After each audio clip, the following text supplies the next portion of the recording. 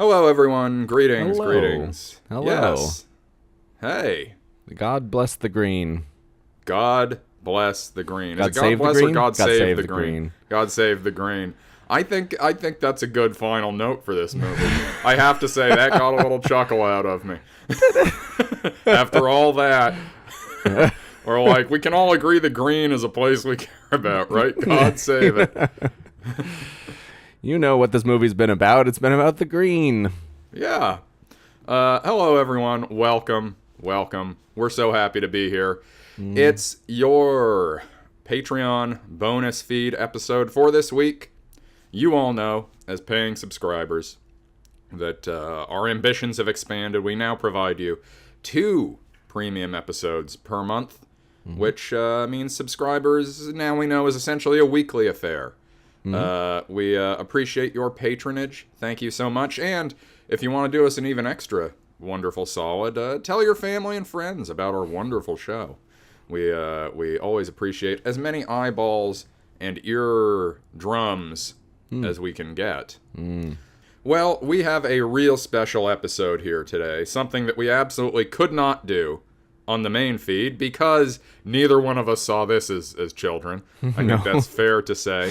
Yeah, few did, is my understanding. Yes. Hard to find a lot of info on this one, but that's my what I glean. It's true. Well, there's a good reason for that. So we are here to talk about, and it's not the quality of the movie. That's the worst reason. This movie is an exceptional work. Exceptionable. Yes, I agree. It has been accepted. There's many different titles for this movie. Yeah. The title card used in the version of the movie we watched is Pirates of Cannibal Isle. Yes. The title under which it has recently been restored and returned to the public square, is The Rare Blue Apes of Cannibal Isle. Other titles that this apparently screened under, based on like little print ads people have found, 30, 40-year-old print ads where it's like, come see the children's feature this Sunday morning, matinee, Mr. Quack Quack and the Rare Blue Ape. Yeah. Mr. Quack Quack and Captain Croc. It's very interesting how they're trying to adjust the frame. Who do you really care about in this? Yeah. So 2 of them, they were like, it's really Mr. Quack Quack's movie. Yeah. And simply The Rare Blue Apes. Right, okay. This is a movie that was released in 1969, and it was filmed and shot in Malaysia by a fellow named Don Greer, a veteran director who, as I understand it, made his trade in the sexploitation genre, primarily. Yeah. Some of his other films include Shut Up and Deal, also 1969. 1969, a busy year for Don Greer. 3 movies released in 69, including Rare Blue Apes. We also have Shut Up and Deal.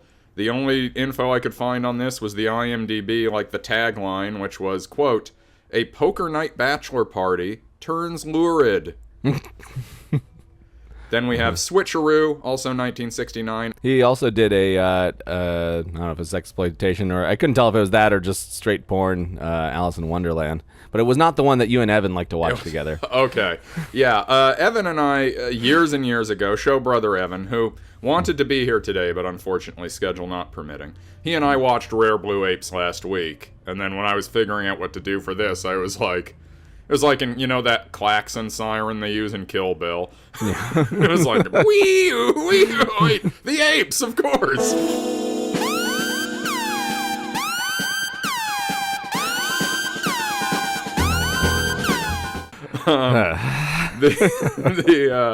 He and I, some years ago, went to the Alamo Drafthouse in San Francisco, the New Mission Street Alamo Drafthouse, a lovely theater. They did their, I think it was a Weird Wednesday, where it's like, come see this mystery movie. We go there. It is it's like a 70s porn version of Alice in Wonderland. The Mad Hatter's Tea Party. Do you want to go? Sure, I'm a little hungry. Yes, it does give you an appetite. Come.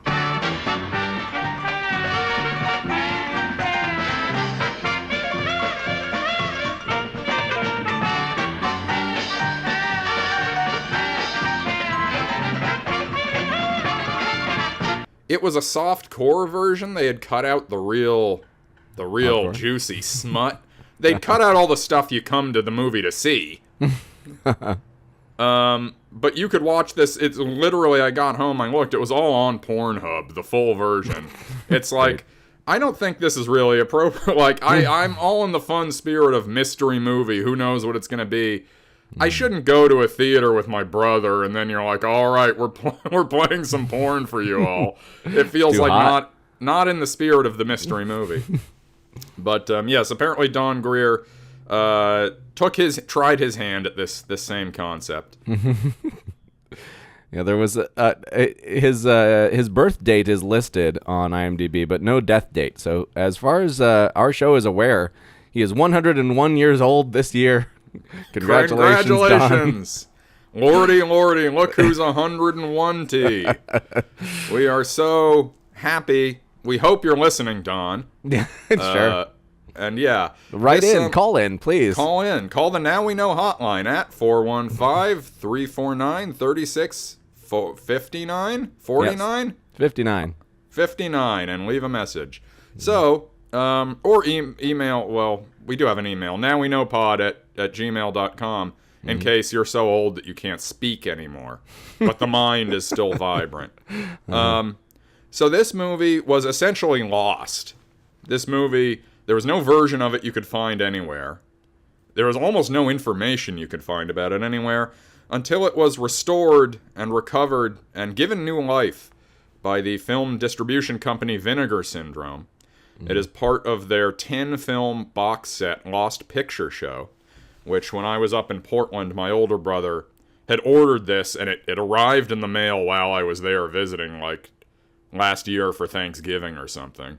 And he was like, all right, time to check out these rare blue apes. I had no idea what he was talking about, but the apes were clearly what he was most excited for in this whole thing. So we watched it together as a family.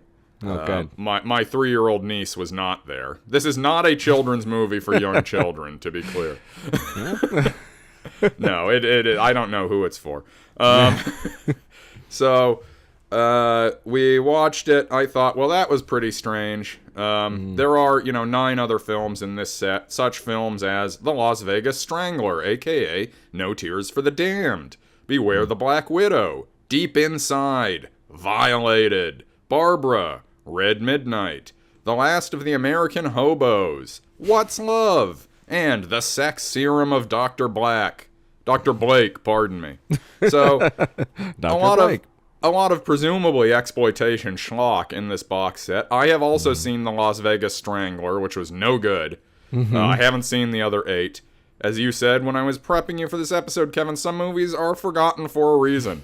Yeah. Sometimes you drive your you drive the film reels out into the desert like a dog you plan to abandon, and you just usher it out the door and speed away. So, but yes, I am glad that the world gets to see the rare blue apes again. I think this deserves to still be out there. Yeah, it shouldn't be one that has never been seen, that has been like unavailable for 50 years or whatever. But also, should anyone see it? Yes. It's right on the edge for me, whether it's like, oh, it's good that it was saved. I think clips should have been saved. I think if we only had one reel of it, then you might be excited. You might be like, oh, what we've lost. It's like, the Magnificent Ambersons of budget, Sid and Marty Krofft, trippy children's costume pieces. Great costumes in this. Yeah. So, I should note, if you go on the IMDb page or any page that lists the actors and the cast and crew of this movie, all the on-screen talent, you go to their IMDb, you click the name. What you will get is a name, and then where the picture should be, there's a question mark. And then below that it says, such and such is known for the rare blue apes of Cannibal Isle. And then you scroll down, and there's nothing else there. So there's no record of anyone on screen in this basically having any career anywhere in movies outside of this. But in the voiceover cast, there are a couple of familiar names. Oh. The one that I can tell you for certainty is most familiar is Peter Forster, the voice of Captain Croc, probably the best voice performance in the movie. He's asked to do the most, and he carries it off with aplomb. He's not asked to do the most. Hachimachi or whatever. It's asked to do the most, I would say. Hachimachi. Who's that? Yeah, the main ape. The main ape. Fair enough. That's David Joyce, the voice of the main ape. David Joyce might be the voice of Nani. But I think Captain Croc is the best voice performance in it. But we'll get to this. Yeah. He's the funniest, right? He's the one who's delivering on, He's trying the hardest. He is the funniest. But that's not to say that the line goes up into the funny zone. Oh, there's the closest to that, asymptotically approaching. There are some laughs to be had with Captain Croc. Captain I guess Croc, I watched the wrong version. Maybe you did. Maybe you just brought the wrong attitude to it. I don't know. So Captain Croc, Peter Forster, the English voice, also appeared in The Three Stooges Go Around the World in a Daze in 1963. And he was also in the Adam West Batman movie. He had some TV parts. He was on the Rockford Files once. Who was he in the Batman movie? Let me see. Goon number 2. Just one of those guys wearing a shirt that just says Goon on it. Batman the movie. He was uncredited. But he played Mr. Percy. Do you know who that is? No. Is he part of the UN? I don't know. I haven't seen the movie. And I also don't know what Peter Forster looks like. I only know how he sounds when he's doing Captain Croc. Well, because there's the UN is featured prominently in this. All of them get turned into to dust. They all get dehydrated, and then they get rehydrated, but everybody's speaking the wrong language. And Adam West just kind of like backs out of the room, basically. So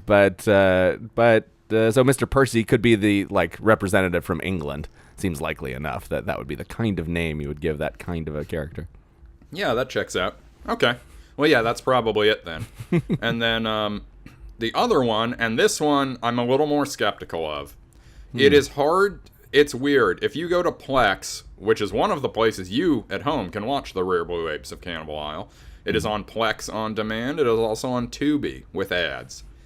So if you want to experience this as we have, and you don't own the Lost Picture Show Vinegar Syndrome box set, you will want to check out Tubi or Plex. If you go on the movie profile on Plex, it attributes, in the credits for the voice cast, it mentions as Bobo. You remember Bobo, his big song, Blame It on the Bobo. Yes. He is credited as Mike Bell in the credits. Plex asserts that this is Michael Bell. No, I don't believe you. Duke. Well, no, it does assert that. Yes, that's fine. I don't believe you, Chris. And I have found one other source that asserts that this is the same man. He would be, so far as I can see, hang on. Michael Bell would have been 30 years old or 31 years old when Rare Blue Apes came out. I can reach out to him. I'll try reaching out to him. And I received word back on this subject. According to Michael Bell, Chris, I have no memory of working on this film. I guess IMDb is wrong again. Now, I will note that in my message to him, I specified that IMDb is one of the websites that does not say he worked on this. So actually, IMDb got this right. If we are to assume Michael Bell, M. Bell is his sign-off, is correct. He does say he has no memory of working on it, so, I mean, that's not a declarative no, absolutely not, 1,000,000 times no. It's couched in his memory, but this does feel like a movie you would remember if you had been in. So, official word is that Mike Bell, credited at the end of Rare Blue Apes, is, according to Michael Bell, not the same man. So, sorry Plex, sorry, I believe Letterboxd has this, I know Screen Rant asserts this. Sorry guys, but Michael Bell, a chew is not. So there you go. See, we do journalism here. If it is him, then you may know him from the G.I. Joe movie as Duke. Prowl, Scrapper, and Swoop from Transformers the movie. Maybe he did the Robert Paulson podcast, and he asked him about Rare Blue Apes. We don't know. We don't know. Check. I haven't listened to that podcast much in the last 15 years or however long it's been around. I frankly would be surprised if Rob Paulson knew of Rare Blue Apes back then, because few did. Also, the voice of Ratmore in the Pirates of Darkwater, Michael Bell.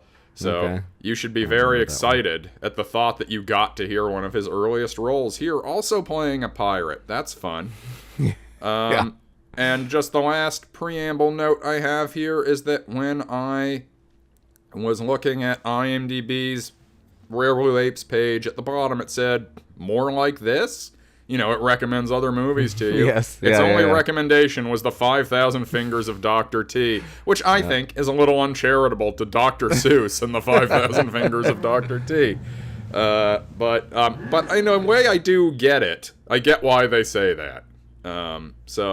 It was. I saw that and thought that it was funny, and I was like, well, this is in a private browsing tab, so it's not that they're going off of my whatever 5,000 Fingers of Dr. T Googling I did, 7 years ago.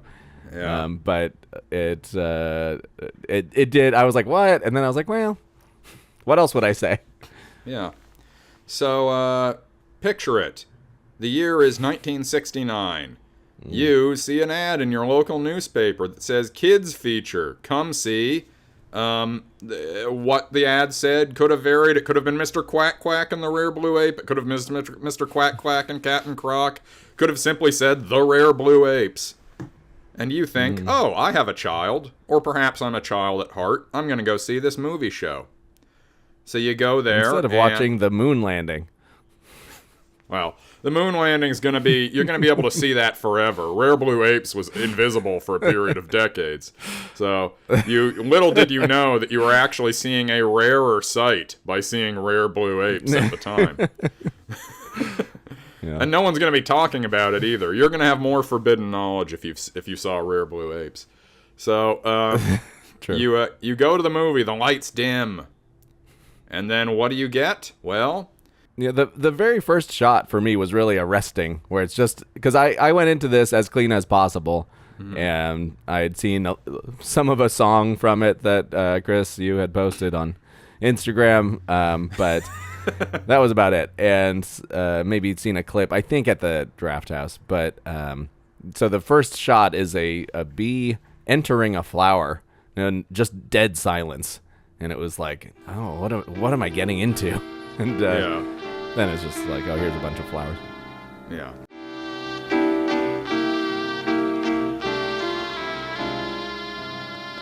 What do you see when you look at the sea? Do you see what I see? Or do you disagree? Coming in on a lavish estate somewhere in Malaysia, presumably. It's not telling you this is Malaysia. That's where it was filmed. Right. I don't know where you're supposed to think this is. Yeah, but I mean, it's not like they're hiding their hand. I think it's like this is some Pacific island. Yes. In this manner, there is a boy, Nani, little Nani, with his family, his siblings, and his father and mother, who are somewhat domineering types. And there's a lot of tension in this household because of Nani's beloved pet, Mr. Quack Quack. He is a dog. No, he's a duck. He's a pet duck. He lives in a coop, and there's a little sign over the way in and out of the coop that says Mr. Quack Quack. With no C. With no C. Pretty much the moment the movie starts, you're like, oh, the tension of this is the parents hate Mr. Quack Quack. Everyone is sick and tired of this duck. I don't entirely know what trouble Mr. Quack Quack is causing. I think just him running around quacking they cannot deal with. They're really... No, he knocked over the laundry line. He'd ruined a day's laundry. Nani! Nani!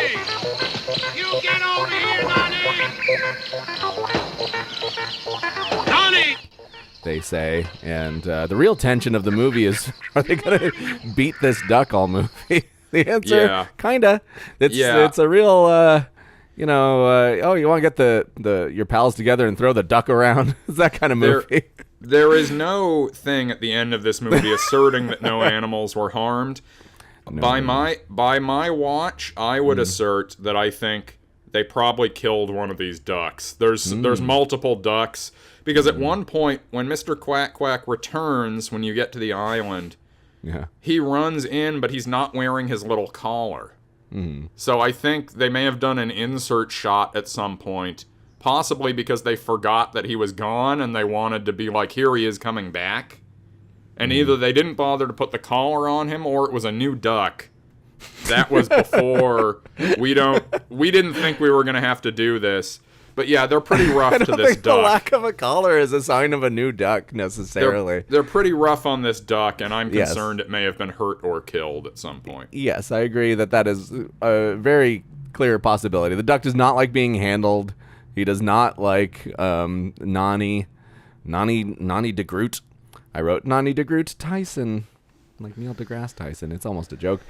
I hope if you're going to be criticizing Rare Blue Apes for not being funny or not being this or that, I hope that you'll have some humility after that Nani DeGroot Tyson joke.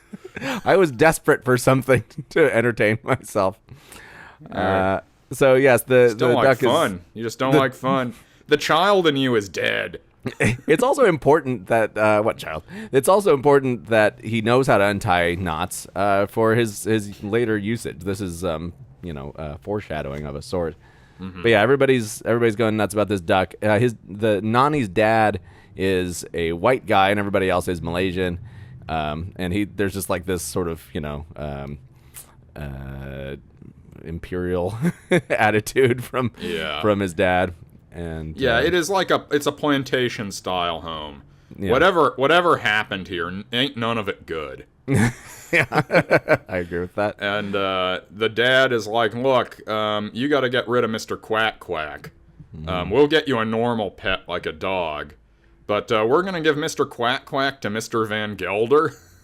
They emphasize his name as Van Gelder, and the only time you see him on screen is in Nani's like imagining, where it's like a POV shot from Mr. Quack Quack's perspective, and this bloated, grinning white man is like getting ready to carve him up and eat him. This is all we know of the alleged Mr. Van Gelder. It is like from the stew pot POV. I think the first thing is like there's a ladle. They only very like sort of vaguely let you know, by the way, Nani can't speak or chooses not to speak. He's like walking around. There's all this stuff about Mr. Quack Quack, and then Nani is walking in to the house with Mr. Quack Quack, and one of his siblings says, you always get treated easily. You always get you get your way because you just cry and you never say anything. And then it's like, he never says anything. I see. Yeah. And then don't hate the player, hate the game. You want some special treatment, quit all your gabbing. Do weird stuff. Yeah, don't blame me for figuring out the skeleton key to everything I want, except Mr. Quack Quack. Well, for a while, it seems like he's not a very good owner of Mr. Quack Quack. Lets him run loose. And he's like, I love this duck more than anything in his thoughts. But and then also in his thoughts, there's like a montage. There's a song about Mr. Quack Quack. What a dear little friend, what a true perfect friendship we have had. When tomorrow you're gone, my life will be dismal and sad.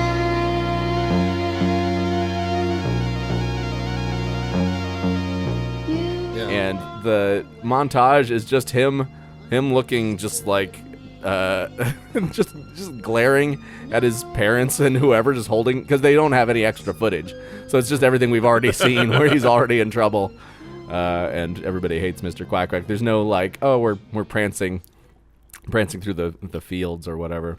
And anytime he's walking with Mr. Quack Quack, it's like the little girl in Snoopy Come Home. Like, heel, quack, quack, heel. Duck doesn't want to be part of this. Yeah, you're not wrong about that. This movie should have, had it been more widely seen, it might have evoked the ire of animal rights activists, I would say.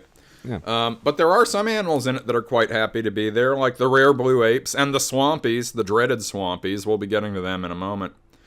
Just off the top, who did you like more, the swampies or the apes? I liked the apes more in theory. When I was watching it, and there's only one ape that you have seen, and we're like, okay, we're on the way to go to the other apes. The whole movie. When are we getting to these apes? These apes are coming. It's called Apes on the cover. Yeah. So I know there's more than one. He's not just lying, right? And when we finally get there, about 20 minutes before the end of the movie, I was pretty sick of the apes, but about 30 seconds into seeing them. So tough to say. But the swampies were not my bag either, for sure. Well, that's tough for you, because the swampies and the apes are kind of the big movers and shakers of this one. So we get Nani's his tender internal monologue song about Mr. Quack Quack, his dear friend Mr. Quack Quack. I can't believe they're trying to get rid of Mr. Quack Quack and hand him off to the greedy fat Van Gelder, who's just going to cook him up in his cook pot. I like that this is a named character that we know nothing of but this image. I think that's a good bit. Yeah. Nani decides, well, I'll do what any adventurous young boy would do to save his pet duck. I'm going to run away from home in a tiny canoe, just out into the open water, just out into the ocean. No mind to where he's going. You don't get the sense that he knows there's an island out there he's making for. No, it's not. He doesn't have a specific destination, but Malaysia, a lot of islands. So I think he's just like playing the odds. There's an island any direction I go. Yeah. And it's got to be better than here. It's bindle time. He ties his little bindle on a stick. But I think bindle, I mean, he's got a whole boat. You could pack like a picnic basket. A bindle is for walking. I tell you what I'd be concerned about, I get out on this boat, Mr. Quack Cat can hop in the water and swim away. Yes, sorry, kid. Yeah. I'm out of here. Yeah, I can finally go somewhere you can't. Yeah, your little collar trying to civilize me. This whole movie has some sort of subtext about that, because the apes too are civilized in this manner. They are colonial power. They are colonial apes. It's a Babar thing. They are Babarized blue apes. Yeah. I should add that when we've been referencing Mr. Quack Quack's collar, I don't mean like a dog collar. I mean it's like a little fake business suit collar. Yes. That Mr. Quack Quack wears. Yes. Yeah. So they take out in the canoe. I think like in early morning. The sun is rising as the canoe bobs along the water. Mm-hmm. Some amount of time passes. And then in the distance, you see the coasts of an island, which we will soon know to be called Cannibal Isle. It is not clear to me that there is any cannibalism happening on this island. We never see anything. The Swampies are cooking people and eating them. Do they cook each other? If you're like an underperforming Swampy, do you get the pot? They never say that. They talk about all kinds of punishments, but they never say that.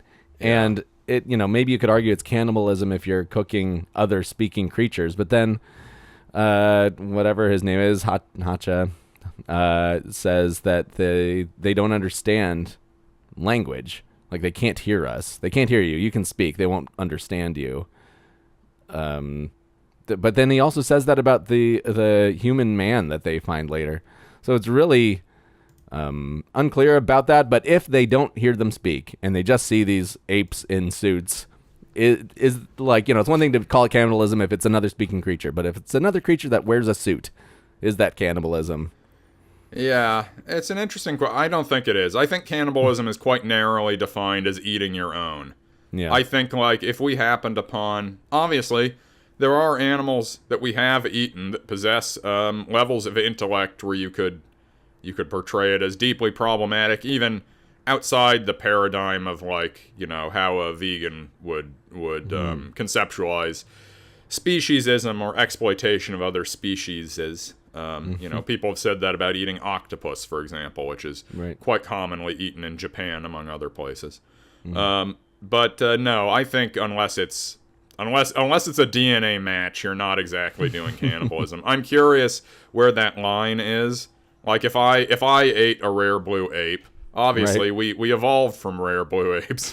If we came from rare blue apes, why there's still rare blue apes? And all of a sudden, then we were evolved from monkeys. Why we still got monkeys? Good point. Yes, but you know, if rare blue apes existed, I think then people who like doubted the theory of evolution would be like, well, it does seem like we have some relationship to rare blue apes. They've taken to this whole preening colonial culture pretty quickly and easily, and they all speak perfect English. Yeah. But yes, I wouldn't eat one. No, I wouldn't eat a rare blue ape. It would feel cannibalistic. I think eating a monkey also feels a little cannibalistic. Yeah, it's in that direction. But anything that wears a suit, if a pig were wearing a suit and didn't say anything, but just like had the technology and desire to wear clothes, I would be much less inclined to eat one. I'll say if I saw a pig in a suit, that doesn't tell me anything. If I see the pig put on the suit, then it's game over. Yeah. So they pull up on the island. Mr. Quack Quack and Nani get out of the boat. Very quickly, they can tell there's happenings around. There's activity here. There's like skulls on the docks that they pull up at. There's snakes. There's like bugs. There's, you know, this island is teeming with life. Yeah, and a whole little village. I mean, you know, the docks they pull up at, for instance, and then the houses on stilts that are all out there. All of this looks like it was once some manner of colony that has been abandoned. I have no notes on the shooting locations for the movie The Rare Blue Apes of Cannibal Isle. I think the whole, everything that I'm looking at, I'm like, this is cool. If I ever had been here, seen this place that's seemingly abandoned, I would be like, oh, it'd be cool to make a movie here. I don't think step 2 would be enough to get me to step 3. We have made The Rare Blue Apes of Cannibal Isle. Again, I'm just asking you. I'm asking you to be careful. Because if you had any idea how hard it is to make a movie, how many people put their blood, sweat, and tears into Rare Blue Apes? Yeah, no, you want these people out of a job. You want Mike Bell, possibly the voice of your precious Swoop and Scrapper, to be out of a job. You want Duke in the ground. Anyways, Duke asterisk may or may not be the same Mike Bell. Yeah, I also don't know if I don't. You know, as we learned, seemingly all of these people did not get work from this movie. They only got this movie's worth of work. Well, look, the on-screen talent, the voice actors, because they brought in big shot English speakers to do the voices. In that way, perhaps replicating the sort of distressing colonial undertones of just what we see in the beginning of the movie. Yeah. Little Nani, you're never going to hear from him again, but you may hear from the little English boy who does his voice. Yeah. Although, I think in that case, I think that was David Joyce, and I don't think I saw any other credits listed for the voice of the boy.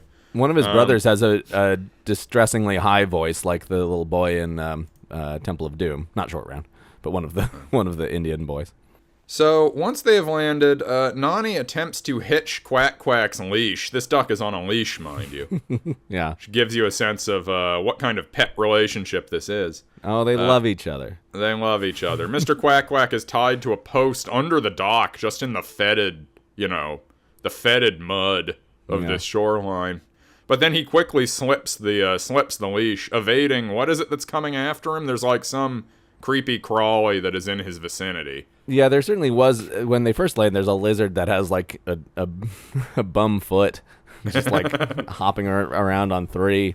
Yeah. And it is very, very odd to make a movie like this, period. It's very odd to make a movie like this where there are certain elements that are entirely like fantastical, but in a very, very fake, like, you know, obvious way. And those are just put on top of like actual wildlife and, you know, flora and fauna, that it's just, you're like, well, here's a huge pink flower. In order to have that work, you have to kind of be in like Teletubby land and have that be separated from reality. and instead it's No, you it's don't. here. No, yeah, That it's was here on your top of real thesis. This vines. movie proved you wrong. Yeah. Evan, when we were watching this, said, and it is true, the energy of a lot of this movie is a log ride or track ride at a sub Disneyland amusement park. Yes. I would say that, with the exception, Peter Forster as the voice of Captain Croc, his meandering dialogue feels a lot like it could be the literal voiceover track from like a Jungle Cruise thing at Disneyland. Like, I feel like he hits this pitch. It's partially because of the pirate lines in Pirates of the Caribbean, but I'm like, this really isn't so far off that. Like, you could take some of Captain Croc's lines and just put them in the mouth of the pirate on the ship in Pirates of the Caribbean when you're going into the town, and I don't think it would seem terribly out of place. No, that's true. Yeah, but so Nani goes to investigate this, this abandoned town. He happens upon a skull sitting in like a wicker cage. That's when he knows, oh, something's afoot here. Something's not on. He's also seen a sign that says Cannibal Isle. I think that might be like, well, let's go for a different island, huh? Well, I mean, how far is he going to go? Maybe he's hungry. Maybe he's like, well, any port in a storm. You got any ribs? I won't ask where they came from. It made me think of Interstellar. It's like, well, it seems like this isn't the right place, but let's do some investigating first. Every now and then on Instagram Reels now, it'll be like, look at this incredible scene from Interstellar. I don't know why Interstellar is so big for that now. I think it's just of a certain vintage now. And obviously it's a Christopher Nolan movie, so it's like technically better than 99% of movies they make nowadays, but... Yep. It was a clip from the one I complain about with the water planet, where I'm like, no, maybe this is the one. Maybe I know that we're just in 2 feet of water and there's a tidal wave every 10 minutes, but maybe this is the planet. Yeah. I should certainly risk my life on that premise. Yep. So Nani, he's in his Solid Snake mode. He's skulking around this town trying to figure out what's what. And he quickly happens upon a group of nefarious swampies. Now, what is a swampy? A swampy is like a two-legged bipedal anthropomorphized crocodile that is also a pirate. Now, I think this is notable. I'm sure there's no overlap here, but this Donkey Kong Country owes a lot to Rare Blue Apes. Donkey Kong Country is about heroic apes who are locked in a life-or-death struggle for resources and dominance over a small island with a bunch of crocodiles who are dressed like pirates, led by their alpha pirate captain, whose name is King K. Rool. Here, we have the Swampies, who are pirates dressed like stereotypical pirates, talking like pirates, led by Captain Croc, full name, Captain Ulysses S. Croc. Captain Ulysses S. Croc! Let's hear it for Croc! Now we're in for it. Stand aside, you creeps! I'll make crocodile shoes out of your carcass. I'm Captain Croc, king of the beasties, a ruler of muck and mire. Strong as a lion, bold as an eagle, and fierce as a raging fire. Yeah. I just think it's funny. This is very Donkey Kong Country core in some ways. Yeah. And like the Rare Blue Apes, the family, there's like an old ape, there's like themed apes. It's interesting. I did think that also that there was some Wind Waker feelings to just looking at these sort of like big-headed, guys lumbering around, but Donkey Kong Country is more correct. Yeah. So the Swampies they're just puttering around, really. It feels like they have like ambitions to take over the whole island, but they have been stymied due to some circumstances. We will soon learn that there is like an idol atop the mountain on Cannibal Isle that can spray out all this schmutz, all this like foul polluting energy that would make the whole island like smug. That would Schmug. With schmug. a C. Yes. foul schmug, which would basically make the whole island like this is swampy land now if we pulled this off. I guess. I don't know. They're like, oh, it could kill everyone. And there's 2 idols. There's one, and then there's another. It used to be you just turn the key, and then all this stuff came out, and it killed everything. It's like, well, what did you do then? And I gotta tell you, the schmug does not issue forth. The number of times they talk about the schmug not depicted in this picture. Yeah, it's Chekhov's schmug. I was so astonished, but I also do get bothered in movies where they're like, oh, well, if this thing happens, then it's all over. The universe ends if this thing happens, and then that thing happens. But then they find out, oh, there is another way. I'm always like, well, okay, so it didn't. It wasn't. No, what you said wasn't true. They simply prevent it from happening. It's a bad thing, and they successfully operate within its strictures, and it doesn't happen. That's just effective planning by our heroes, Nani and Hachi. Is it Hachi? I don't know. You've seen this more than once. I have. You've seen it too. Hang on. I can't. The thing about this movie, it is one Hacha. Of the things, pardon me, Hacha. The thing about this movie is that there is no end of exposition. It's not like you really have anywhere to complain that like, oh, I didn't know what was going on, because all they do is talk without their mouths moving. But and yet I really had trouble. I was like, wait, what's going on? Because there's too much exposition. It's just like, here's just a million weird, funky terms. Here's a bunch of shit that is hard to follow and not interestingly said. And there's just simply too much. And the voices always sound like a little distant, I guess, to make it sound like they're coming from inside the mask. Yeah, so Nani ultimately is caught. He just gets found out by the Swampies and thrown in a cage. However, apparently they're a little tight on space, so he is thrown in a cage with a cellmate, Hacha, the rare blue ape. Wonder who this fellow is. My name is Hacha. I'm a rare blue ape. Don't fret, my fine fellow. All we have to do is try and think what Oompa would do in a situation like this. I suppose you're wondering to whom I refer when I mention Oompa. He gives us some exposition here. He explains how his father, who he calls the Oompa, that's his grandfather. Is that his grandfather? Maybe. We'll stipulate that neither of us exactly remember that, but he is called the Oompa. This will tease a later extremely great song called You, Me, and the Oompapa. You, me, and the Oompapa. Which was Evan's most hated part of this movie. He was like clawing at his ears by the end of that. I, after the movie ended, started idly humming You, Me, and the Oompapa, and he almost yelled at me. Yeah. All the songs in this are, like, it feels like they wrote the music, and then they're like, okay, we'll play it on our creepiest synthesizer that we have in 1969, and then you guys just make up some words to it. Here is what the song will be about. And you just improv something, and we only have enough tape for one take, but that's fine. Yeah, we're recording this direct to disc, so get it right in one. Yeah. So Hacha is like, I'm a rare blue ape. He's got a very posh British accent. He gives you the backstory where he's like, my grandpapa lived in England. He was rescued.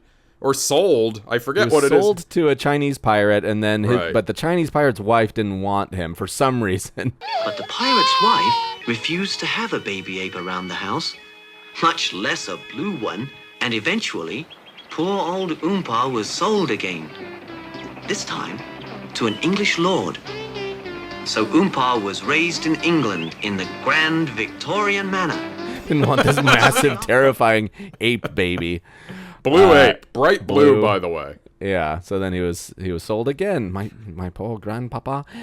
He first says like, oh, my Oompa, blah blah blah. Like as soon as kid gets in cage, he's just like, oh, Oompa, and then he's like, I suppose you're wondering to whom I refer when I say Oompa. It's like, Jesus Christ, here we go. So I'm just yes. going to sit here with my eyes closed if that's okay. Don't worry, I am listening. So, but he was raised in Victorian England in the classic Victorian style. He rode around in his owner's Stanley steamer and was also commanded to fix the engine anytime something went wrong with it. But because of that, he became a mechanical genius. Later, when you see this guy, you're like, I guess he's just in his senility because his alleged mastery of contraptions does not work out. He has the basic know-how to put these things together, but they all sort of end up like Wile E. Coyote contraptions. And I do sort of take Hacha at his word that at a certain point in time, he would have been more on top of it. But at this point, we get Nani speaking, and then Nani's sort of surprised that he is speaking. He's like, "Oh, did I just say that out loud?" The answer is sort of. Sort of. It didn't sound like it was coming from you. It sounded like it was recorded 10,000 miles away. But your mouth was moving, and everyone's reacting as if you've heard. Or rather, Hacha is reacting as if he's heard. He says, "You can say whatever you want to the Swampies. They aren't on it enough to understand you, and blue apes have abilities that they don't have." So initially I was like, oh, is he saying that he's not speaking out loud, that he's just like telepathically communicating? I don't know, because we don't actually see him speak to his family. I think it's that he can talk. I think the Swampies, whatever vibe he's got with this rare blue ape, I took it to mean the Swampies can't hear you talking in the way like a dog can hear certain things a person can't. That's how I took it. Because then at the very end, he does talk to the family, doesn't he, when he goes back? I don't think so. I think it's silent. I was waiting for an answer to this question. Well, maybe it's just telepathy then. But mental telepathy. At any rate, it's the start of a beautiful friendship between Nani and Hacha. Unfortunately... And Quack Quack, Mr. Quack Quack. And Mr. Quack Quack. Mr. Quack Quack will soon arrive. Will soon return.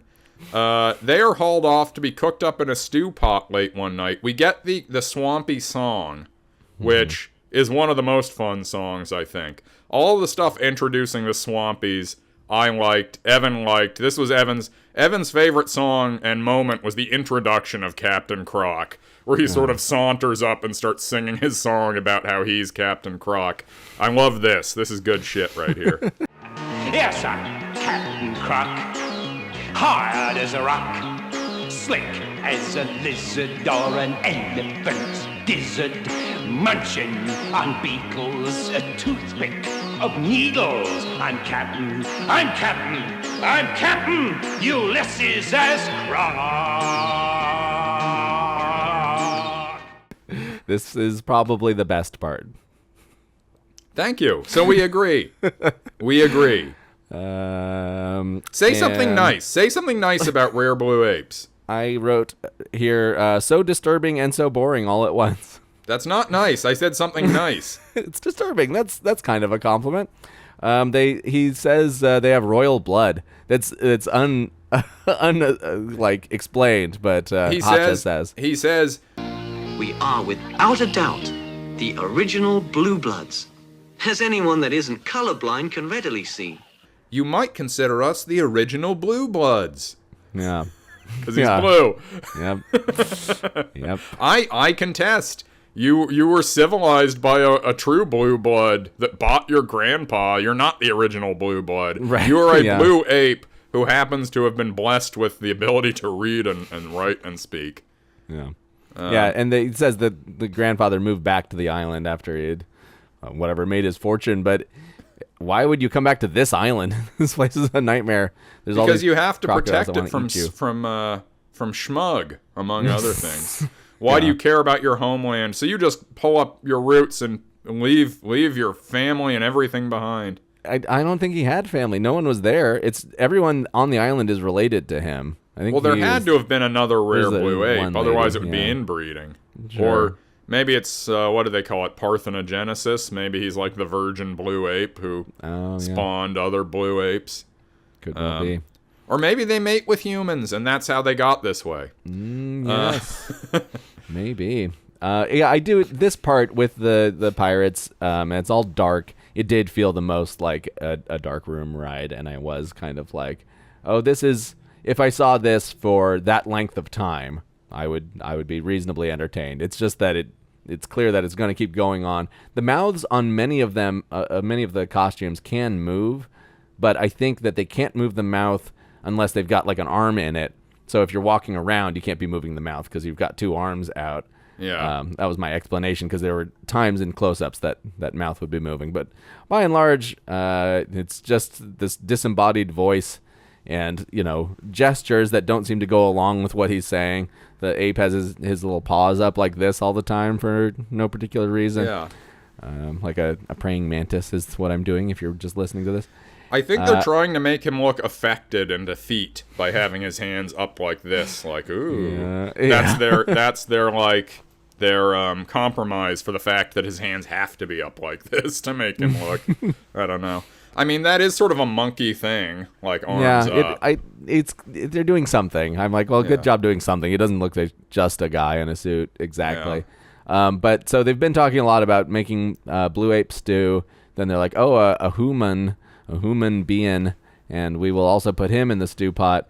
Then we get the stew pot, and they do throw a lizard into it, and I think it's all dry ice. I don't think that they are boiling this lizard, but there's still something a little too like, oh, you're just, the way you're treating animals does not imply care being taken. Maybe these all survived, but if they didn't, you didn't give a shit. Yeah. I think that's safe to say. Again, animal lovers need not come to Cannibal Isle. Then again, anyone who saw the sign saying Cannibal Isle should have gone elsewhere. So Mr. Quack Quack, like, sort of skulks up and helps free Nani from the pot here. Yeah, they're like, they're in a cage. It is the centerpiece of this whole, like, celebration. But, Hacha is like, I guess that's it. Unless there's a miracle. There's much discussion of miracles. Oh, miracles do happen. And then, up comes Mr. Quack Quack. And then, you can sometimes see a little bit of a hand as they're jamming his bill into these ropes. And then the ropes are undone by this. But, they're the centerpiece of the whole room, and them leaving is not addressed. Obviously, these guys are dunderheads. They're dunderheads, and the smartest of them is Captain Croc. And as we learn in the final moments of Captain Croc, he's not as smart as, like, a dumb person. Yeah, no. So he's sort of, they're in a fit of reverie because they feel like they've got this all cinched up, and they're singing and celebrating Captain Ulysses S. Croc. They have one of the two schmug idols there with them. Yeah. Which is he's like, oh, this is one of the two. The other one that actually spits the schmug is up on top of the mountain.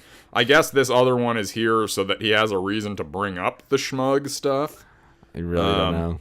But the cage is unlocked, and they slip away before the Swampies realize what's happening. Once they do, they're like, all right, saddle up, Swampies. We got to go after them. At this point, we have two main Swampy parties that will be on the hunt. We have Bobo and Achu, who are the two. They're the Swampies who you most feel like, well, they're kind of okay. They're kind of stand-up guys. I mean, they're doing a job. They're not doing it that well, but it's what they've been told to do, God damn it, and how bad can you feel for them? And then you've got just the raiding party led by Captain Croc himself. At one point, they split up, which is when we get the song Blame It on the Bobo, when Bobo is singing about how everyone blames him for everything. Yeah. Citation needed, but I guess that's his internal monologue.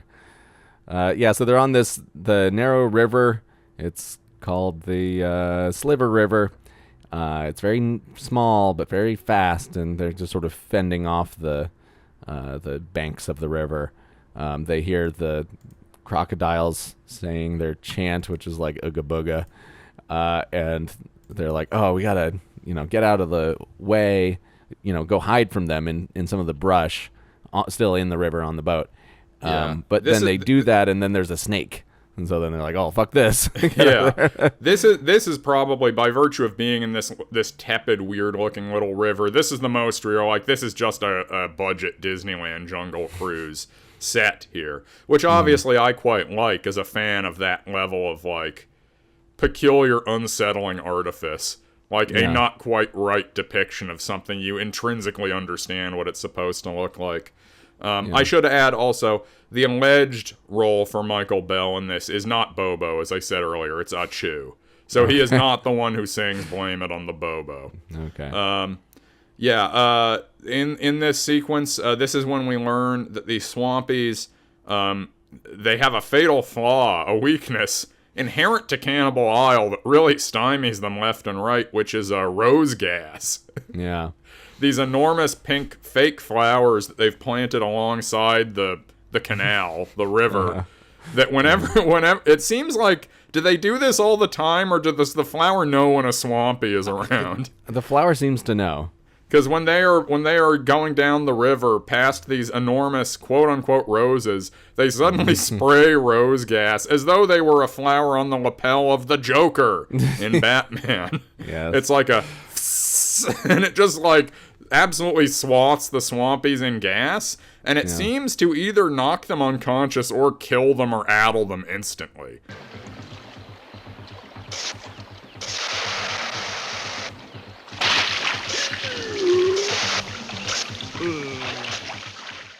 Like, they have nothing for this rose gas. Yeah, which I guess is the only explanation for why they haven't gone and taken over the Blue Ape building, the one home that they have. I don't know why the hell Hacha was way on this other side of the island. They traveled just forever to get back. He never explains, like, oh, I was over here doing this, or I was kidnapped or something. It's just like, oh yeah, I was just around.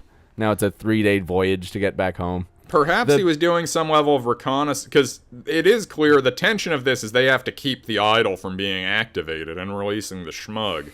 So presumably, if you just stay in your little enclave the whole time, you don't have eyes on the Swampies, you don't know what they're doing. What if they successfully activate schmug? We also know that Oompa is building a nuke to kill them all. But so maybe he's just trying to get their range. Lots of discussion of getting their range. Yeah. But all of this river stuff is probably my actual favorite, because most of everything that happens in this feels like you're just wading through water. It's all in slow motion because they didn't.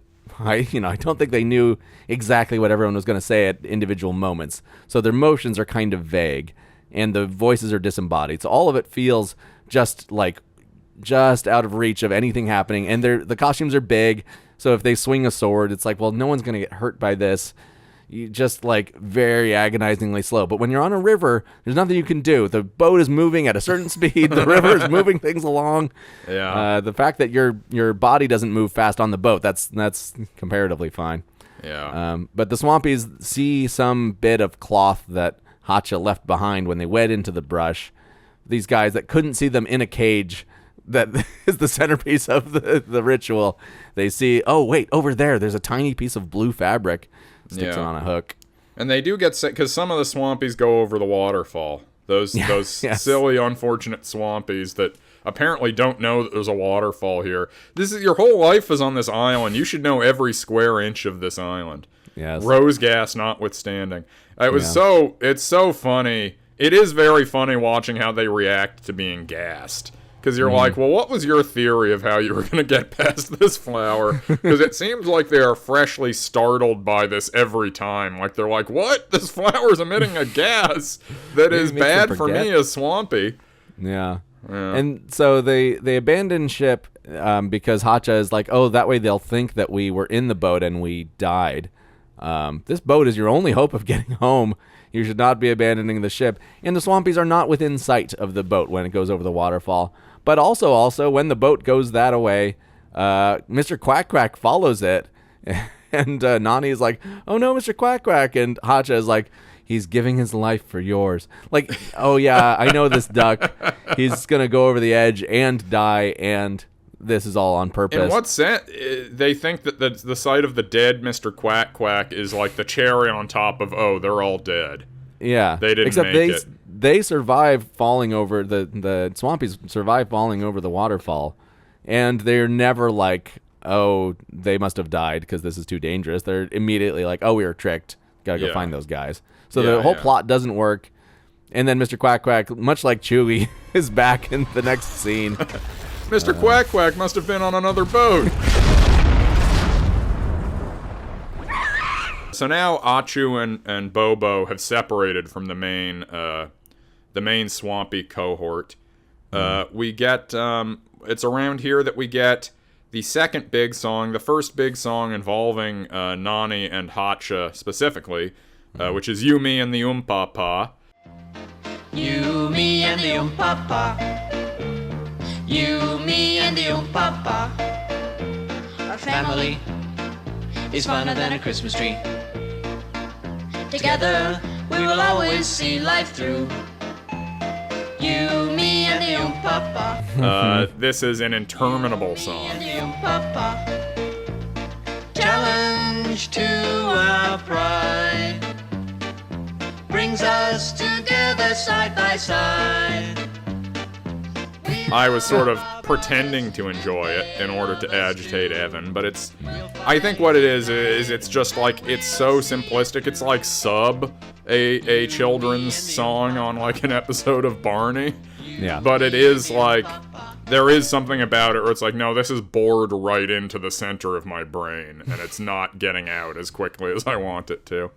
Hacha over and over again. You, me, and the Pa. You, me, and the Pa. And, like, it goes on for a ways because, well, we don't have so much. This movie's like 80 minutes. Yeah. They do a good job making it feel longer than that with limited resources. They do make it feel very long. I wrote down that it was like a fever dream, but usually when you say that something's like a fever dream, you're like, oh yeah, so intense and whatever. It's like, no, this is like, I'm lying in bed with a fever. Everything feels terrible, and I know that it's just going to go on into the distance. There's no end in sight. Anything I think of, like the movie is like, well, it's not like nothing is happening. Different things do happen in it. But each thing that happens, it's like when you're lying in bed with a fever and you're like, maybe I'll read a book. Oh, no, I feel too terrible to read a book. All right, I'll watch a show. Oh, I can't watch this show. I feel too terrible. That's this movie. This is I think this is a realistic depiction of being sick and trying to sleep and having like a fever dream to me, because for me, that experience, like the Hollywood version of that, where it's like, oh, I'm writhing around sweating and I'm having these crazed visions, that's never been what it's like for me. For me, fever dreams are always, my brain is just fixated on these one or two images, and they just repeat over and over again, and I'm so bored.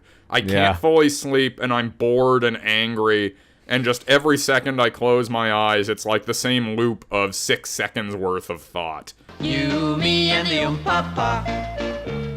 You, me, and the Pa.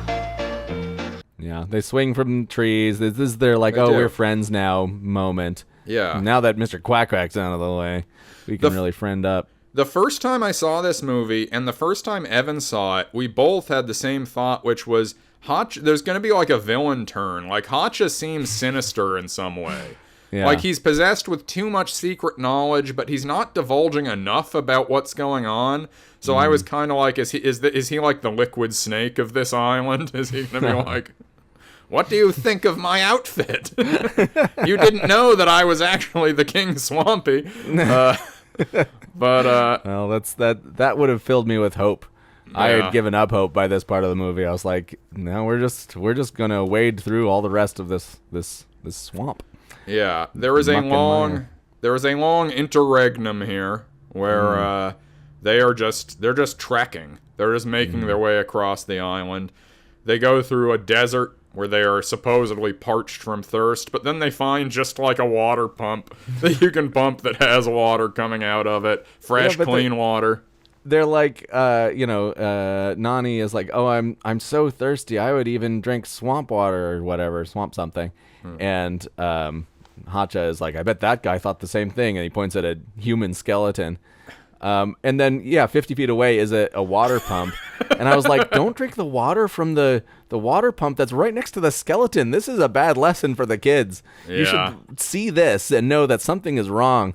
But they pump the water, and then it clears off a tablet that says, drink from here and go back how you came and die in the firelight. or something similar. Yeah, or die in the firelight, because yeah. they're coming up on the peak of the mountain where the idol is. So it's urging them, doom to all ye who cross this point, basically. That's what this is. Yeah. They do indeed drink of the water, drink full and descend, and then they make their way towards the idol.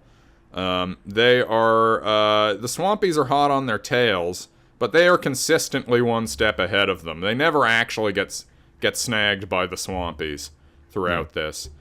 They do, when they get up towards the idol where the peak is, they try to hide by going down into a cave. It looks not unlike in our recent episode on Karate Kid 3, the cave they go down into to get the bonsai tree. It's a similar thing here. Yeah, Although there is the Devil's Gorge or whatever. The Devil's Gorge, although there is no boiling ocean at the bottom. That's true. But he falls down it. Nani does. He falls down. Hacha's like, be careful. Then he falls, and then you see him at the bottom of something. And Hacha's like, oh, let me grab this vine, this incredibly fake vine next to all these real vines, and I'll come down. But then he descends, and yeah, it's 150 feet down. And he's like, oh, you must have hit a tree on the way down. It's a miracle. You survived. And they're just like, miracles do happen. Yeah, it's a miracle. Anytime something works out that we can't explain, it's just a miracle. And then Hacha is like, well, I suppose we need to find a way out of this place. It's like, climb the fucking vine, lazy. Maybe you have a way out. It may look hard to do, but maybe there will be a miracle. Yes, and maybe, there's no other way out. But he thinks it's a mine. He says, according to my calculations, the mine goes this way. And it's just like, okay. Yeah, you did some calculating for which direction this tunnel goes? Or did you look at the fucking tunnel? So they go. You're being a little harsh on this movie. It's a moment where it's very dark, and they have lost sight of each other, and then they're just walking backwards, talking to each other, and then bump into each other. This is excruciating how long this scene goes on. This is the worst part of the movie, is this in the mines sequence. They encounter a hermit named Ben the Hermit. Presumably this is a Ben Gunn reference from Treasure Island. Yeah. And this kind of goes nowhere. This is the closest the Swampies get to getting them, because the Swampies get into this cave, and this raises the intense risk that they will successfully deploy the Schmug, because this cave is connected to the idol up above, if memory serves. So they successfully trap the Swampies in some sort of cage of branches. Yeah, like roots. Yeah, roots and so forth, which allows Nani and Hacha and Mr. Quack Quack to escape. And then they're eating the Schmug. Leave some for me, Aunt you. Don't eat it all. Oh, there's plenty to go around, sir. Move over. Well, I've every right to that spoils, and if Schmug ain't spoils, I don't know what is. The Swampies? It's delicious Schmug. Give me that one. Oh, hey, yeah, let's go catch those guys. Yeah, but after we have some more Schmug. After they get so distracted eating Schmug that allows them to be stitched up in the cage. Yeah. And sometimes you get the Schmug, you just got to eat the Schmug. It is gross to think of them eating this stuff that would destroy the island. Yeah. Yes. But now you see why they want to do it. It's good. Yeah, I assumed they couldn't eat it. I thought it was poison for everybody. They're like, it'll kill everybody. Maybe he just means it'll kill the apes. I think he means it'll kill everybody of worth. Yeah. He's just doing he's doing a very reductive, obviously the heathens, the godless, they'll be fine. Yeah. Yeah. But the residents of the green, which God saves, they will be in trouble. It's all so green. Then the other thing is because the Schmug hasn't been released yet. It's all there in the text, Kevin. Will you please open? How about next time I tell you we're doing something for the podcast, you actually watch it? How's that for an idea? It was really exhausting to watch this. It's 80 minutes. Let's not be too dramatic. I know. We skipped over the Bobo song. I'm in love with the Bobo. No, they all blame it on the Bobo. Blame it on the Bobo. They all blame it on the Bobo. Anytime something goes wrong, everyone's like, this is Bobo's fault. I ain't really a bad sort of guy. I got feelings. I can cry. So why do they blame it on the Bobo? They blame it on the Bobo. Always picking on the Bobo. This song speaks to me as someone who was unfairly maligned in my youth. And sometimes, Bobo and a Chew, there are instances in creative partnerships now where people blame everything on me when actually I'm the one holding things together. Yeah. I relate to this a great deal. I assume you relate to some elements of this. Yeah, Chew stuff. Where I'm like, hey, stay awake, I'm gonna take a nap, and you're like, yeah, of course, and then you're like, yeah, well, you know what? Why should you get to take a nap instead of me? I then say that. I think that if you're gonna have a scene where two characters fall asleep, maybe just give them eyelids just for this one scene. He just like stares off in the middle distance as though he's like so depressed, and is just fixated on some past wrong. And then he starts snoring. But the moment where the camera zooms into his open eyes was pretty great. I gotta be honest with you. I don't judge it for not having eyelids. I think this movie is stretching the bounds of its capacity and its technical ability. I think it's impressive that the costume stuff looks as good as it does, to be quite honest with you. When you consider the fact that this movie basically came out and then they never even preserved it in any way and it was lost for 40 years, I think this is, there's a lot here that you would probably rate as admirable punching above its weight as far as what they achieved technically in this movie. Yeah. So fair enough.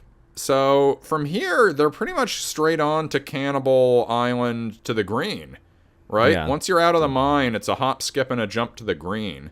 Yeah, suddenly he's talking about Oompa, and he's like, first he's like, oh, he's a genius, and Nani's like, I've never met a genius. And it's like, hey, fuck you, you've met me. Yeah. But then he's like, he's making a rocket that will destroy all of the swamp pox in one fell swoop. No doubt Oompa has started his countdown by now. Are you ready, Hattie? It's time to unleash the monstrous thing. Oh, God help mankind. I've only to press this button, and this terrible juggernaut of destruction will soar mightily over the treetops into the stratosphere and blast those filthy, swampy invaders to kingdom come. And Oompa is standing next to a rocket. He's like, oh, God save humanity for this thing that I make. God save the green. And, this terrible, weapon of destruction. Well, time to set it off. And he pushes the button, and it thankfully just collapses in a puff of smoke. It's just like made of clearly paper mache.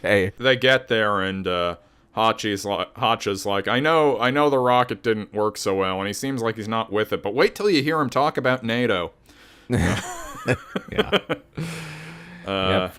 And then there's a catapult that they're 5-pronged catapult, and so Nani has to light each bit of it on fire, and then they cut the cord, and it just kind of like flops over. Yeah, because the Swampies are in pursuit. Captain Croc is now leading a large raft with like a sail towards the green, moving very slowly. Like he's giving them every chance in the world to pelt them with projectiles to destroy this barge. We also get a cutaway in this to some of the other rare blue ape family in addition to the Oompa. We have like the mother of the family and the daughter and a little baby blue ape. The baby blue ape makes a hideous noise. Yes. It's like, I thought something was wrong. It's really alarming stuff. And just an ever so slight drop of poppy seed. Heavens no, child. We're not the barbarians. You've even frightened baby. The daughter, I believe, says she's gonna faint, and the mom is like, "Oh, that's wonderful. Fainting is very feminine."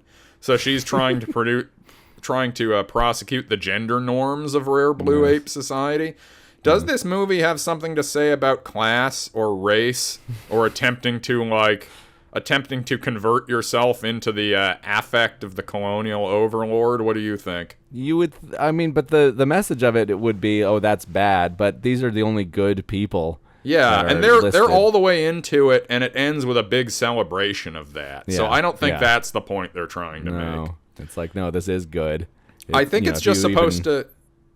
It's supposed to make you feel like the Babar thing, but like, no, unironically, this is great.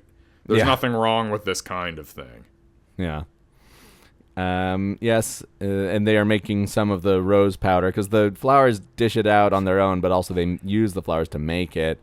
And the daughter is like, the mom is saying, okay, this is the recipe. We're putting this in, this, and this in. The daughter's like, could we put in dandelion stuff? And she's like, no, we're not the barbarians.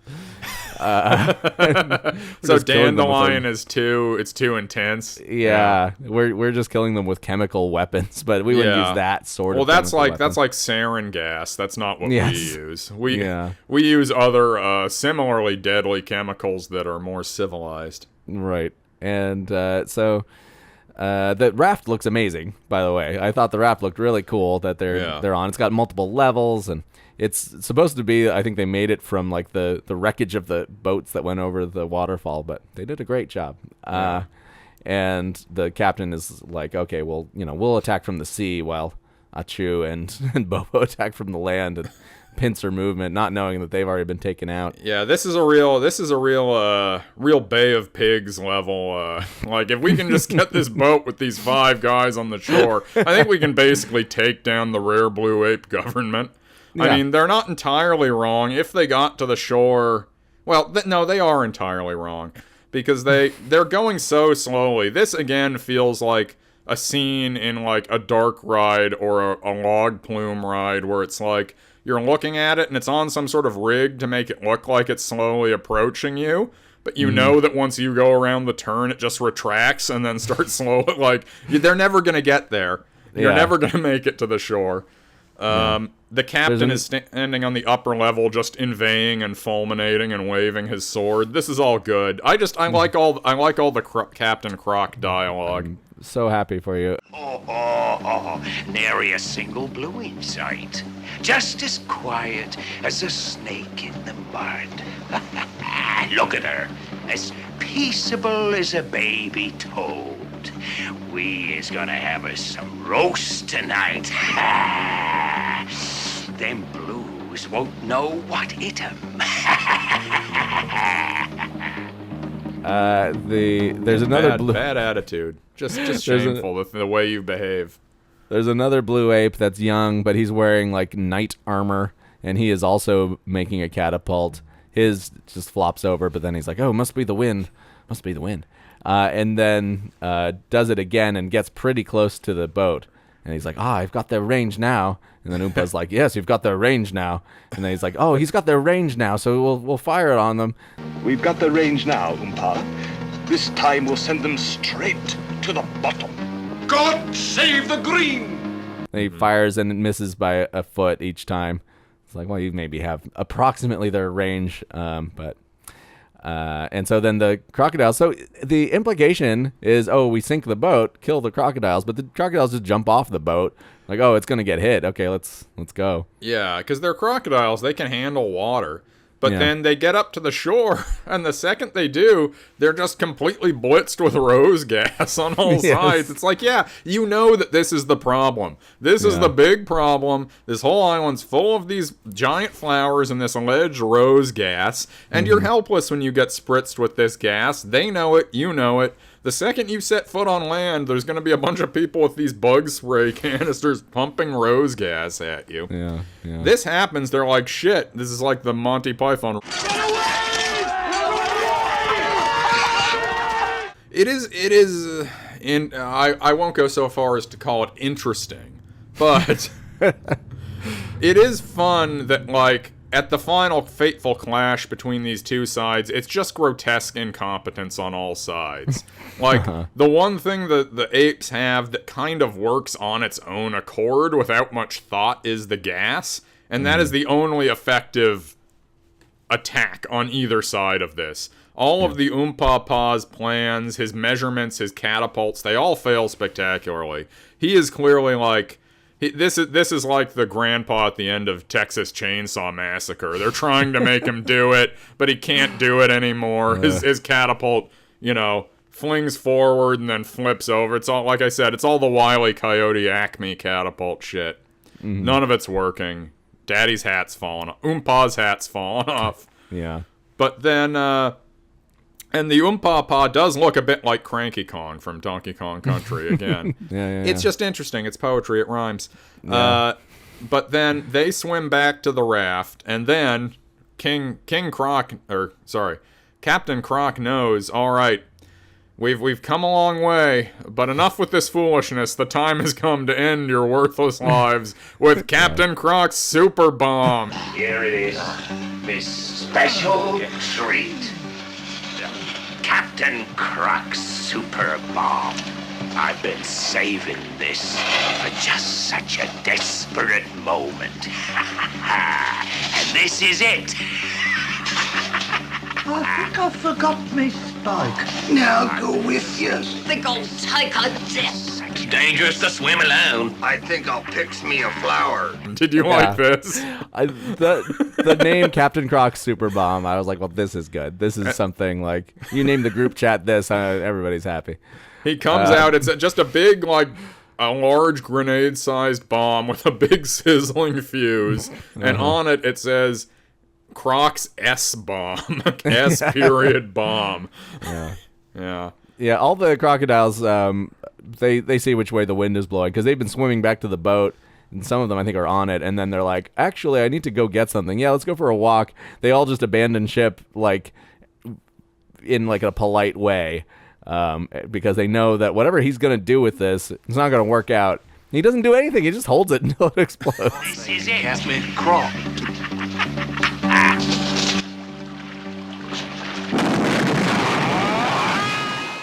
He holds it too long. It's because he's stunting. He's bragging about his super bomb, and then he just doesn't throw it in time, and it blows up his raft. The raft is spectacularly blown up. They actually blow up the raft. This looks good, and it makes it very funny to think of Captain Croc just clutching the bomb. It's like a QB who holds the ball too long. Oh, he pump fakes once, twice. He is not killed, but he is humiliated. Yeah. It's a Looney Tunes sort of bomb situation. Yeah, he's just covered in soot and disheveled. But that seems, for now at least, and indeed at most, that is the end of the swampy threat. Yeah. Yeah, there's a lot of him, just his head and Hook are above water on the raft, and you hear him saying, why me? And saying all these things. It's like, I, brush my teeth once a year, whatever. Even if I don't need it.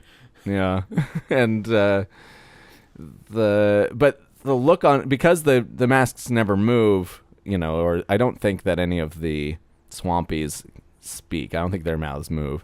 So it's like, are we supposed to believe that these are his last words or his last thoughts as he slips off into death? But he does kind of wiggle his hook, so I think it's supposed to be like, no, he is alive. Yeah. But there was a moment where I was like, maybe they're saying that this is just the end of him in a real sense. I took it to mean that because nobody dies in this. I mean, you see a skeleton, but that's as much as anyone gets really taken out. I think it's just is like a Looney Tunes thing where it's like, oh, the coyote's fallen off the cliff. He will be back someday, but now he must lick his wounds and tend to his humiliation. I think that's what's happening here. This is the closest to a genuine Looney Tunes moment in the whole movie, is him just gleefully unveiling the super bomb and then not throwing it. Yeah. In a Roadrunner Coyote cartoon, they would contrive some reason the coyote gets distracted and doesn't throw it. But I do kind of like the idea that he's just vamping and bragging about the bomb too long and then it blows up. It is. I think this is well played by them. Okay. Now we get the detente. They all get to have their fancy feast. They have the Blue Ape feast of the most disgusting looking food I've ever imagined, and topped all off by the banana cream pie, which is just whipped cream, I don't know, maybe some Jell-O situation, and then just bananas with peels still on, jammed into it. And she's like, you want another piece of banana cream pie? It's like, no one has touched this. No one will touch this. We all know. But it, again, feels very dreamlike that it's like, here's all this food. Do you want another piece? And it, like, appears out of nowhere and untouched. Yeah, untouched and unprepared. The food you're being offered is just the component pieces of what you know the food to be. Yes. Set on a plate next to each other. Yeah, this is when we get the climactic final song, the main theme, the love theme from Blue Apes of Cannibal Isle. Yeah. And the theme goes... Rare Blue Apes. The theme... Rare Blue Apes, pardon me. And it goes a little something like this.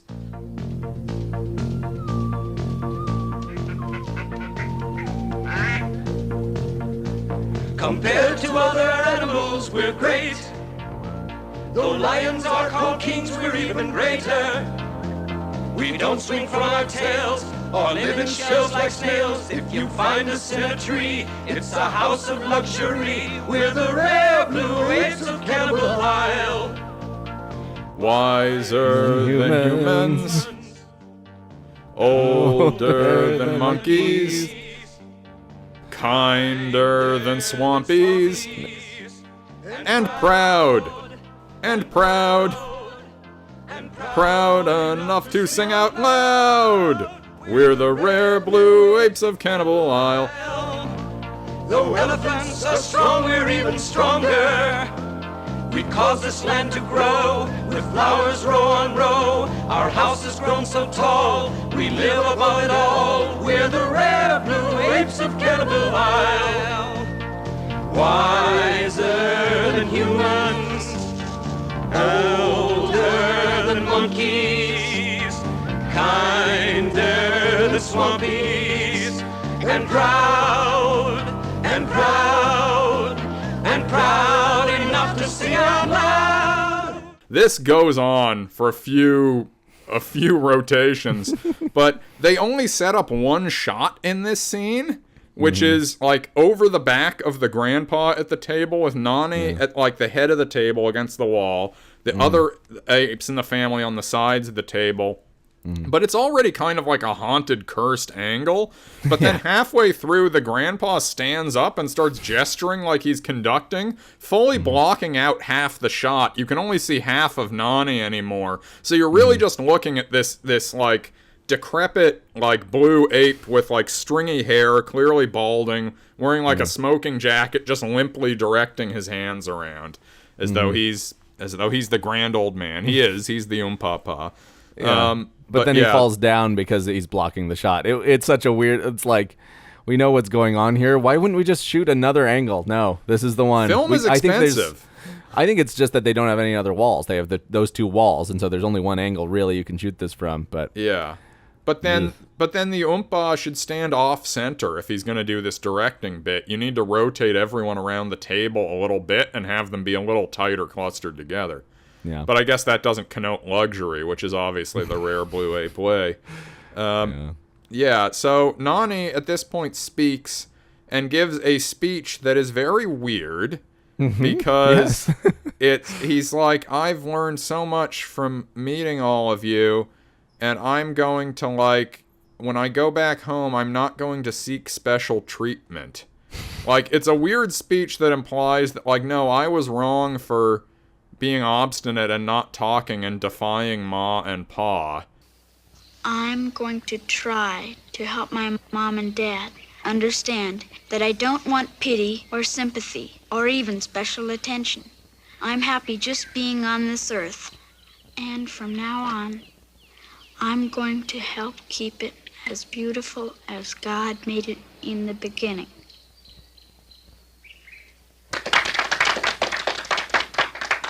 Well said, my dear boy. Very well put. We should all be as young as you when we learn that wisdom. But he doesn't want to give up Mr. Quack Quack, obviously. We get some cutaways throughout this back to his house, where his dad is mournfully making a nicer sign and entrance for Mr. Quack Quack's, like, area, because he feels bad that he ran his son off by threatening to feed Mr. Quack Quack to Mr. Van Gelder.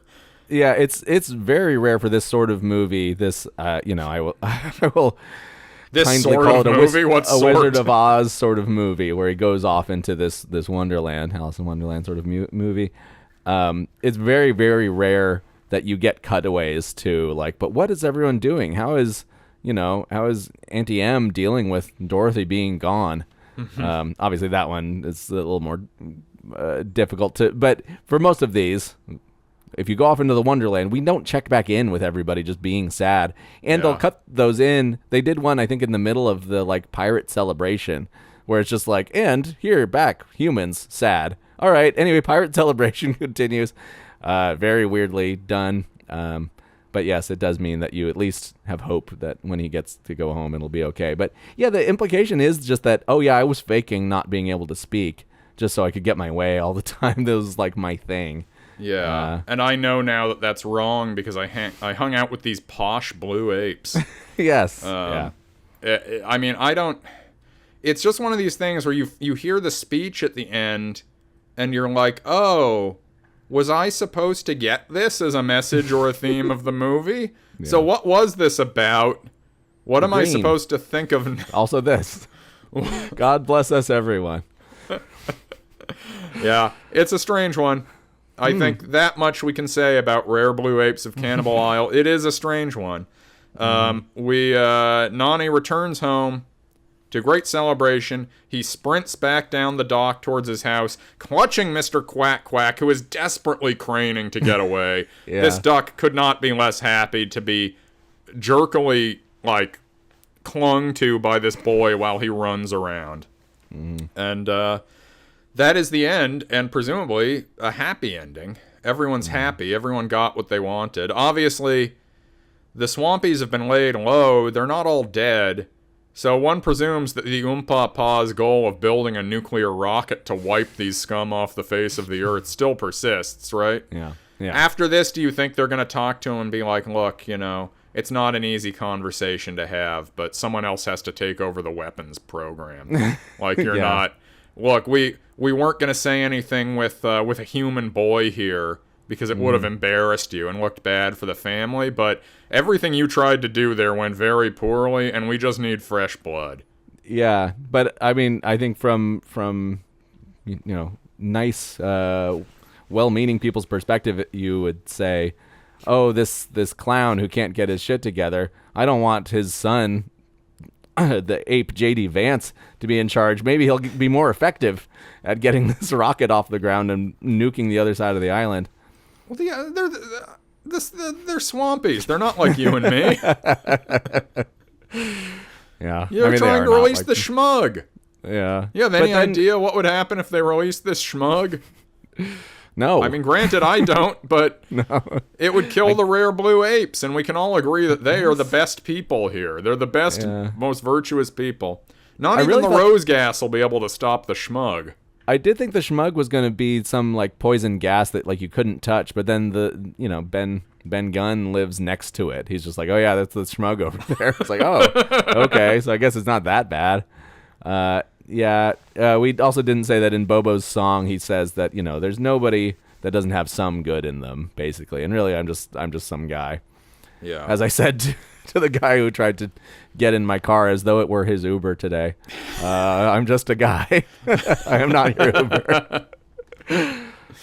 Well, yeah. So that's it. That's Rare Blue Apes. I'm very glad to have brought this to the premium feed, the Patreon feed. I've been thinking about doing it since I first saw it. But for a while it wasn't really available. It was just in that Vinegar Syndrome box set. But when I realized both Tubi and Plex have it on demand now, I figured now is the time. These are the apes. So, just as a light summation, how do you like it? Is it 3 stars? Is it 4 stars? Is it 5 stars? 6? The rare 6? 7? Could it possibly be an unprecedented 7 stars?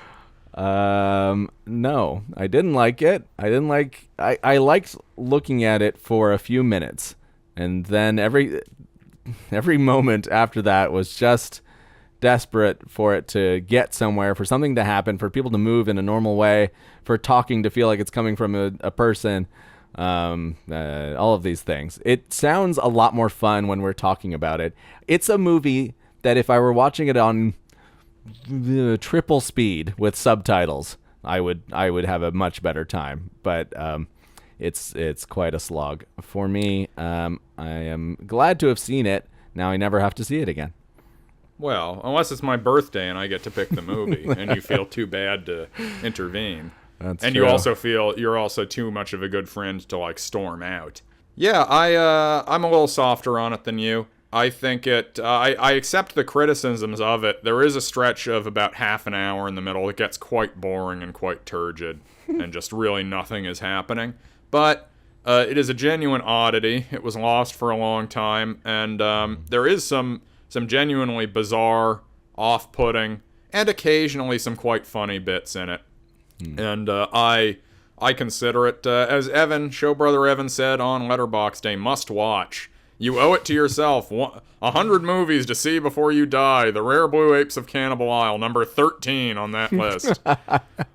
If you have a spare 80 minutes and you want a weird, interesting time and see something that will make you feel cool because you'll be able to talk about some weird, not very good thing that you've seen that no one else has, Rare Blue Apes is your ticket to success. There are a lot of underseen good movies. Sure. And I'm not saying you can't watch those. Are you going to sit here and tell me you've never watched a bad movie that you knew was going to be bad? You're just as sick as me. You're just as sick as everyone. You're in the mud. Not fun bad. Don't There's pretend fun you're bad not... and there's this. This is at worst likely fun bad. Anyways, don't crawl around in the mud and then call other people pigs. All right. You made me watch this. I didn't choose this.